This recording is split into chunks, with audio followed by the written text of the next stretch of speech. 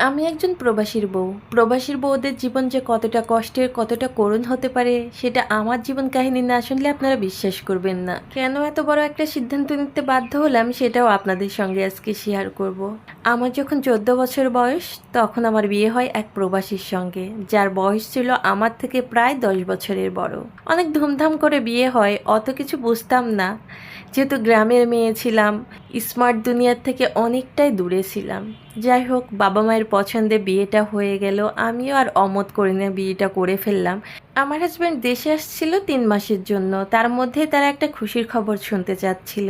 যেহেতু বয়স কম ছিল তেমন কিছুই বুঝতাম না, আমার হাজব্যান্ড যেটা বলতো সেটাই হতো। যাই হোক, আমার হাজব্যান্ড একটা খুশির খবর শুনেই তারপরে বিদেশ চলে গেল।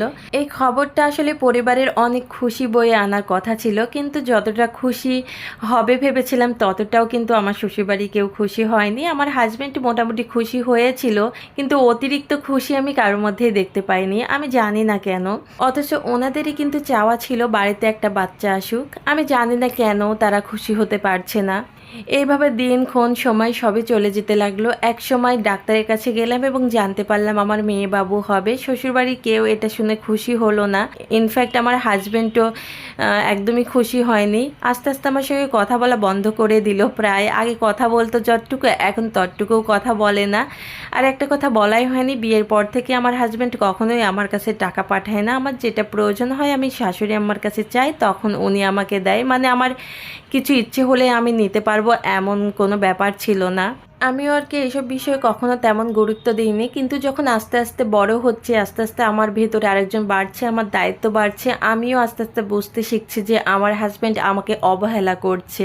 তো এই বিষয়টা যখন আস্তে আস্তে বুঝতে পারলাম আমার খুব খারাপ লাগতে শুরু করলো। যাই হোক, আমার বাবু হলো, মেয়ে বাবু হলো, কিন্তু সবাই খুশি তো একদমই ছিল না। হওয়ার পরেও তেমনভাবে সবাই কেউ কোলে নিত না, কেউ আদর করতো না। আমার খুব কষ্ট হতো একা একা রাখতে। বাপের বাড়িতেও সেভাবে থাকতে পারিনি, থাকতে দেয়নি আর কি। যখন আমার সিজার হলো আমার হাজবেন্ড শুধু একবার ফোন করেছিল, আমার বেবিটাকে দেখেছিল, কিন্তু আমার সঙ্গে ভিডিও কলে কথা বলবে এমন সময়ও পাইনি।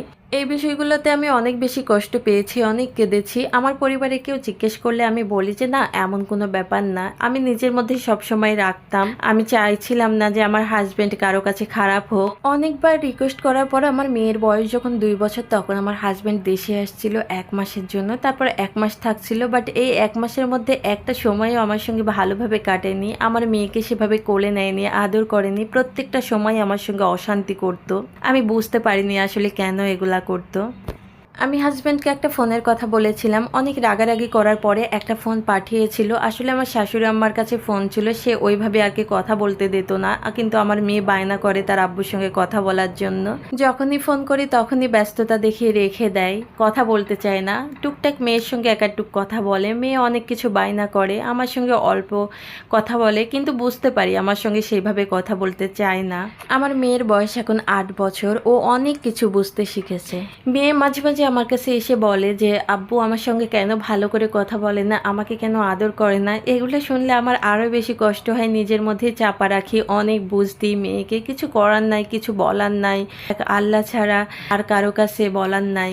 আমার মেয়ে এটাও বলে যে তার দাদি, তার ফুপু, তার চাচারা কেন তাকে ভালোবাসে না। এগুলার আসলে কোনো জবাব নাই, একা একা চোখের পানি ফেলা ছাড়া। একদিন বাধ্য হয়েই হাজব্যান্ডকে বললাম যে তুমি দেশে চলে আসো, তোমার আর বিদেশে থাকা লাগবে না, যতটুকু যা আছে এইটুকু দিয়ে আমাদের সংসার আলহামদুলিল্লাহ খুব ভালোভাবে চলে যাবে। কিন্তু উনি সুজের সাপটা বলে দিলেন যে উনি আমার সঙ্গে সংসার করতে চান না। আমি যতদিন ওই বাড়িতে থাকবো উনি আর এই বাড়িতে আসবেন না। এই কথাগুলো শুনে আমার মাথার উপরে আকাশ ভেঙে পড়লো। সেই বিয়ের প্রথম থেকে এখন পর্যন্ত আমি বুঝতেই পারলাম না আমার দোষটা কোথায়। অনেকবার জানতে চেয়েছি, কিছুই বলে না, জাস্ট ইদানিং বলে যে আমাকে তার ভালো লাগে না।